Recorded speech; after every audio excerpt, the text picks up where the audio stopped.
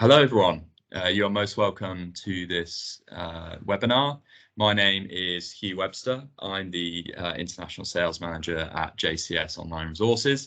For those of you who don't know who JCS are, we are a subscription agent that work on behalf of a range of different publishers, including JSTOR, Bloomsbury, Infobase, Hodder, and many more. So we negotiate the best subscription rates for a wide range of high quality and trusted resources. As you know, today I'm going to be talking about and showing you JSTOR, and specifically the JSTOR secondary schools collection. So a few housekeeping bits. First of all, so everyone's going to remain muted for the duration of the webinar. If you have any questions during the webinar, please put them in the chat and I will do my best to answer them at the end. If not, we'll get back to you because we have your kind of details, so we can answer any questions you have offline. It's great to see so many different schools. We have international schools, British international schools, UK schools, from all over the world, really. We've got schools in China, online, Australia, and all the way to Burkina Faso as well. So it's really, really great to see such a wide range of schools. And I think that shows kind of how wide-ranging and relevant JSTOR is to many different curriculums. So what is JSTOR? For those of you that haven't used JSTOR before, it's a digital library consisting of over 2,000 journals, journal series, primary source content, ebooks, and images. So in terms of why schools have begun subscribing to JSTOR, we've seen a massive increase in subscribers over the last kind of 6 or 7 years. We're now have over 1,600 schools subscribing to JSTOR worldwide, and I think we've seen that for two reasons. The first reason is it provides kind of peer-reviewed real-world research for your students. Especially with the introduction of curriculum such as the IB diploma, where students do kind of the quite rigorous extended essay and need access to this kind of research content.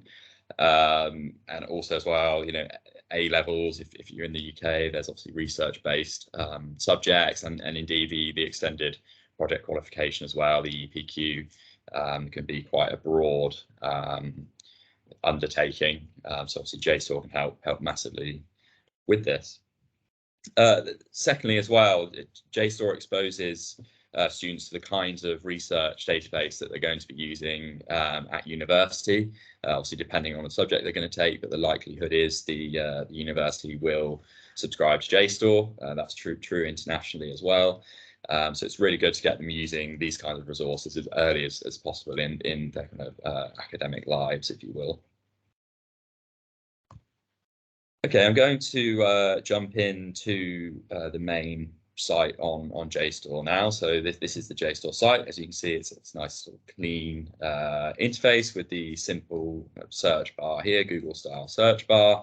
There's a few different ways you can discover content on JSTOR. The first thing I'm going to do is show you the different subjects that JSTOR covers. So if we go to browse, we can browse by subject.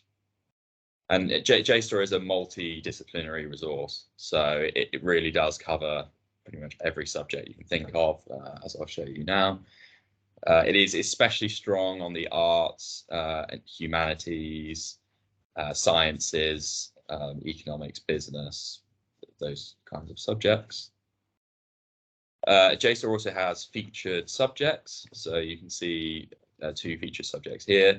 I wanted to draw your attention to sustainability. I know this is a big sort of area in a lot of schools at the moment, so if you are studying kind of sustainability and looking for journals around that, then yeah, this is definitely good for you. There's a few different ways of searching and discovering content in JSTOR. You can do a simple search or an advanced search, or you can use one of the JSTOR tools to start your kind of research into the topic you're doing. So if I just search quickly for Jane Eyre as an example, just to show you kind of how the JSTOR populates the results. You can see it's given me quite a few results, 12,948 results. And it shows you the different content types. So this is a journal. You can also see on the left-hand side, you can filter by journal, book chapter, research report as well. Perhaps if it was history, it would come up with sort of primary source content, which you could filter by. If you click into the journal, the title of the journal, it will bring up the journal in a sort of read mode on the right hand side, so your students and teachers can read the articles actually on JSTOR. You can also expand, so enter full screen, and it will bring up the e-reader where you can zoom in, zoom out, all the standard things you would expect. And just draw your attention to on the top of the page here. So there's a few different things you can do with the journal. So there's citations, obviously very important when doing research projects, and JSTOR will provide the citations through the citation generator. The current citation standards, referencing standards JSTOR have are MLA, Chicago, and APA. So the student can copy these to their clipboard and use them in their lit reviews or bibliographies. JSTOR also supports different referencing tools. So if your library uses something like EasyBib or Noodle Tools or something else, and you want to export a RIS file, then you can. It's useful for the librarians. You can also share journals with different teachers within the organization and save journals to what's called a workspace as well, which is a kind of personal area within JSTOR where you can build your research projects, which I'll go into in a little bit more detail in a second. And then download as well. So the subscription does allow students and teachers unlimited download, so there's no restrictions on usage, and it will simply download the whole full text PDF as a PDF. Yeah, you can see the left-hand side has a bit more information about the journal series that the journal came from, the university, the title, dates, etc. An abstract, as you'd expect with the journal, and then also stable URL. So this is really useful for directing your students to a specific journal rather than having them put in search terms. You can just simply send them this stable URL, and it will take the students directly to this specific journal. Okay, so if I just go back to the home page, you will see there's also a button for advanced search, which is obviously going to help you narrow down your search results to something a little bit more manageable rather than kind of trawling to 12,000 different search results. If you have other databases at your school at the moment, you'll probably be familiar with advanced searching, mostly through Boolean logic. So you'll see combining keywords, Boolean sort of operators here, so and, or, not, near 5, so the near operators as well. And I quite like the near operators. If you haven't seen these before, it basically searches for 2 different words that are within a certain number of words of each other. So near 5 will search for 2 words in a journal that are no more than 5 words apart. And also you can expand that to 10 and 5 as well. So if I do my search, Jane Eyre, say we're interested in Jane Eyre, perhaps doing some research around some of the key themes, and we're choosing feminism, for example, then you can select an access type. So JSTOR will always search across the content that the school or institution subscribes to. Obviously, in schools case, that's the JSTOR secondary schools collection. So the secondary schools collection contains the majority of the full JSTOR archive. So it's over 95% of what's on JSTOR.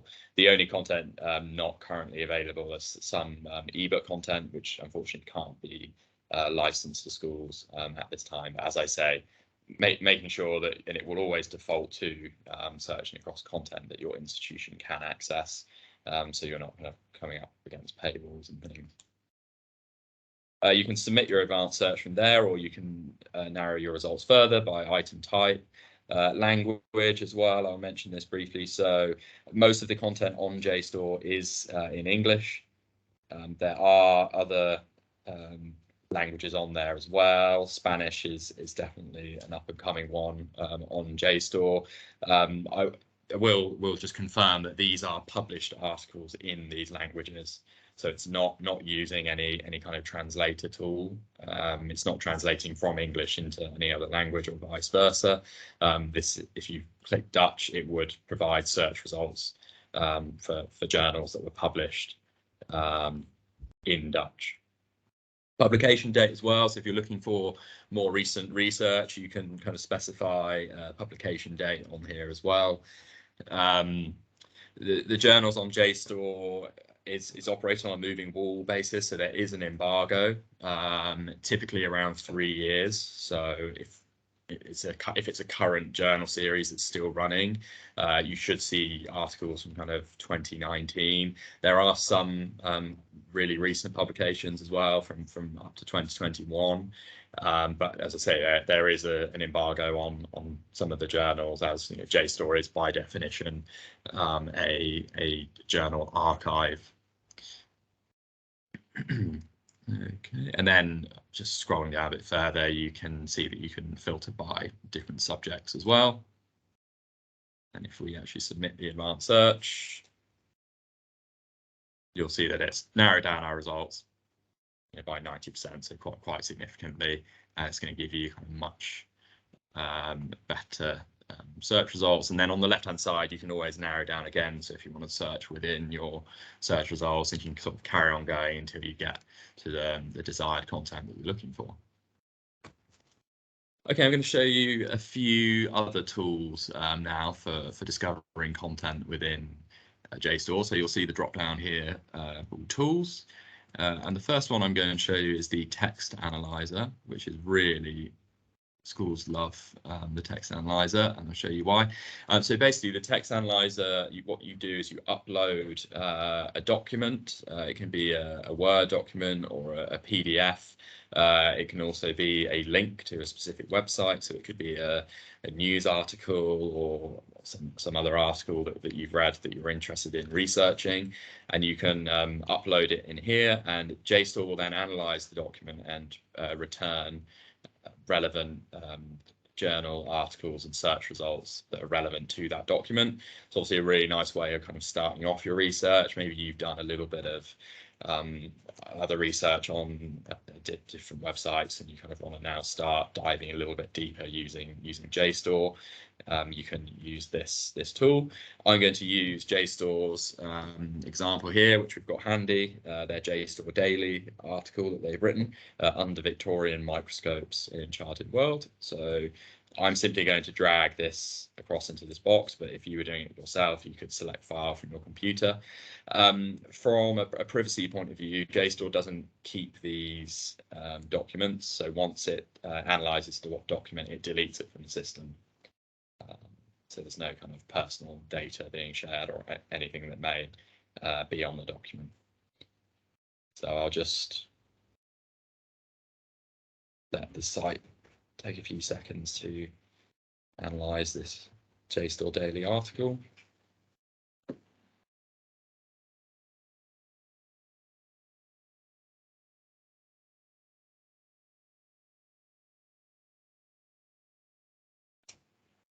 Okay, so the site has now analyzed the article, and it's provided lots of results that are relevant to the article. So it scanned the document and sort of found prioritized terms. As you can see, it's identified some key topics from that article that I uploaded.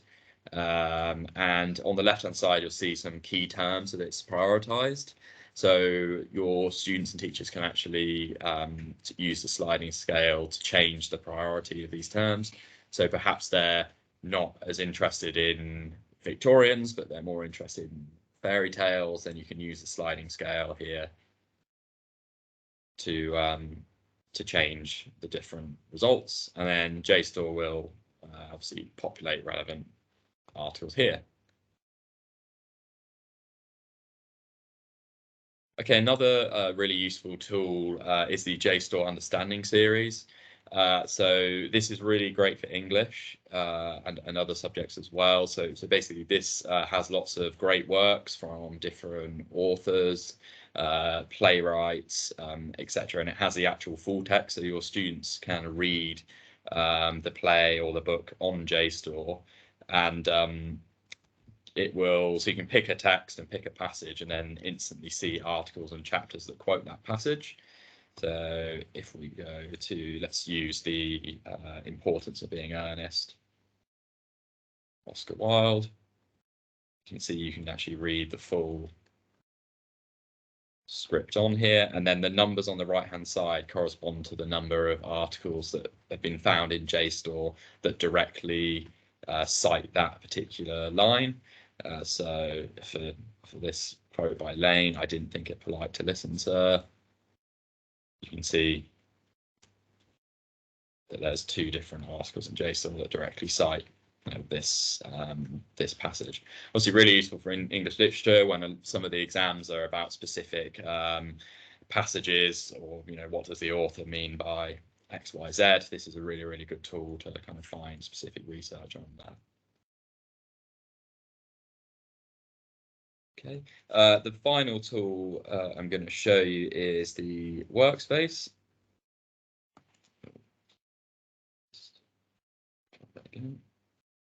It's a workspace, so this is where students can build their research projects, and teachers indeed could save articles relevant to their classes as well. So as you can see here, I'm carrying on my theme of Jane Eyre, so I've got one for Jane Eyre essay.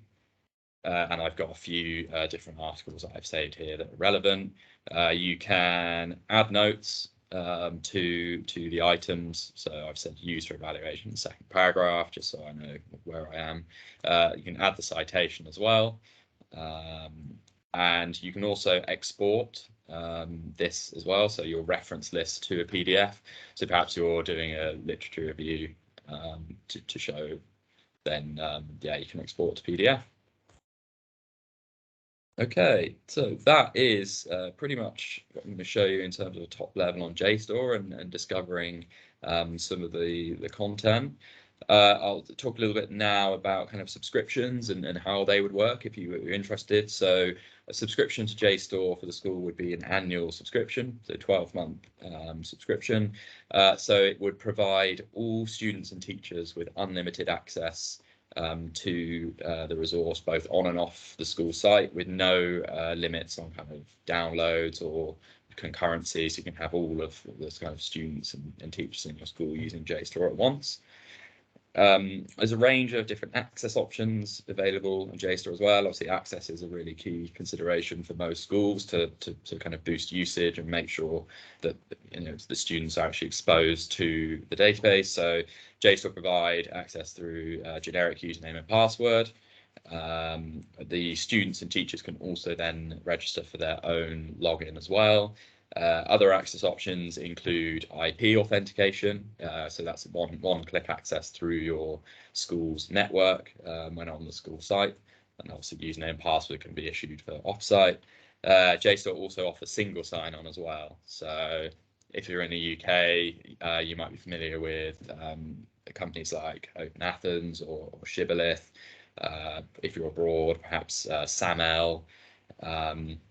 StudentNet, if you're in Australia, is one that JSTOR are partnered with, and more recently as well, Google as well. So if your sort of school email and systems are provided by Google, G Suite, we can set up your access so that your students and teachers are authenticated through to JSTOR through their Google logins, which is really great because they don't have to remember kind of different usernames and passwords for different things.